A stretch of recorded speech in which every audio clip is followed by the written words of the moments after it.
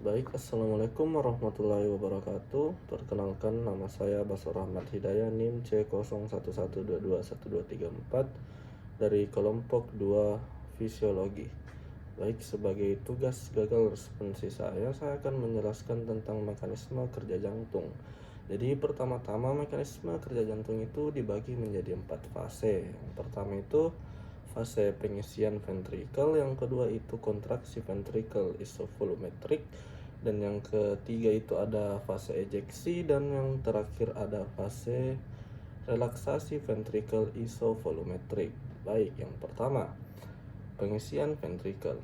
Jadi pertama-tama perlu diingat sebelumnya bahwa gradien tekanan itu selalu berpindah dari yang tinggi ke gradien tekanan yang rendah.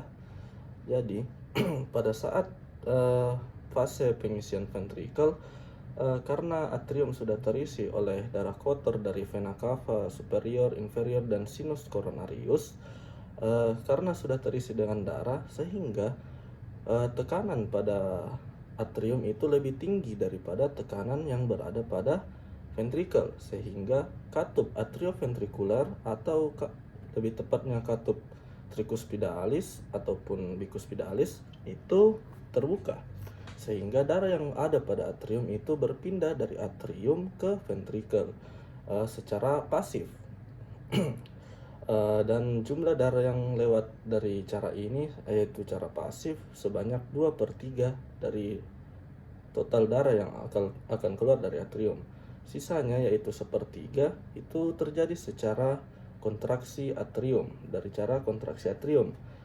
Kenapa atrium bisa berkontraksi? Karena adanya SA node yang mengirim impuls dan menginervasi atrium sehingga berkontraksi, sehingga sisa darah tadi yang hanya 2/3 yang keluar, sisanya 1/3 itu dikeluarkan dari atrium melalui cara kontraksi atrium menuju ventrikel. Nah, sekarang karena ventrikel yang tadinya kosong sehingga tekanannya rendah, sekarang sudah terisi oleh darah. Alhasil, karena sudah terisi, tekanan pada ventrikel itu lebih tinggi daripada tekanan pada atrium, sehingga yang terjadi itu adalah penutupan dari katup atrioventricularis.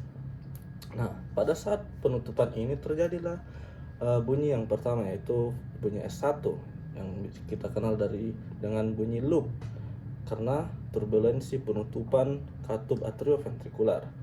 Lalu setelah penutupan ini terjadi, ventrikel itu ini kita masuk ke fase selanjutnya, yaitu isovolumetric ventricular contraction. Pada fase ini ventrikel mengalami kontraksi karena impuls dari SA node, AV node, lalu bundle His dan serat Purkinje. Jadi sekarang berkontraksi. Ketika ventrikel berkontraksi, tekanan pada ventrikel itu akan meningkat karena berkontraksi, sehingga ketika tekanan terus meningkat dan meningkat, alhasil pada akhirnya tekanan pada ventrikel itu bakal lebih tinggi daripada tekanan di aorta ataupun trunkus pulmonalis. Ketika hal ini terjadi, katup dari semilunaris itu akan terbuka, sehingga terjadilah yang namanya fase ejeksi, yaitu keluarnya darah dari ventrikel ke trunkus pulmonalis ataupun aorta.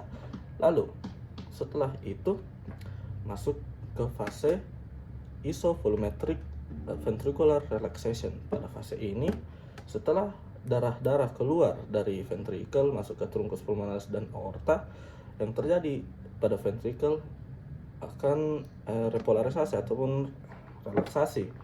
Nah, pada fase ini ventrikel berelaksasi sehingga tekanan yang tadinya tinggi akan menurun. Ketika tekanan dari ventrikel ini akan menurun, pada akhirnya nanti akan lebih rendah tekanannya ventrikel daripada tekanan pada atrium, sehingga tekanan ventrikel lebih rendah dari atrium, jadi tekanan atrium otomatis lebih tinggi daripada ventrikel. Kembali lagi ke fase yang pertama, yaitu ketika atrium tekanannya lebih tinggi daripada ventrikel, terjadi terbukanya katup atrioventricularis, dan kembalilah ke fase pertama dan seterusnya. Inilah yang disebut dengan siklus jantung. Mungkin itu saja dari saya. Lebih dan kurangnya mohon dimaafkan. Sekian, terima kasih. Wassalamualaikum warahmatullahi wabarakatuh.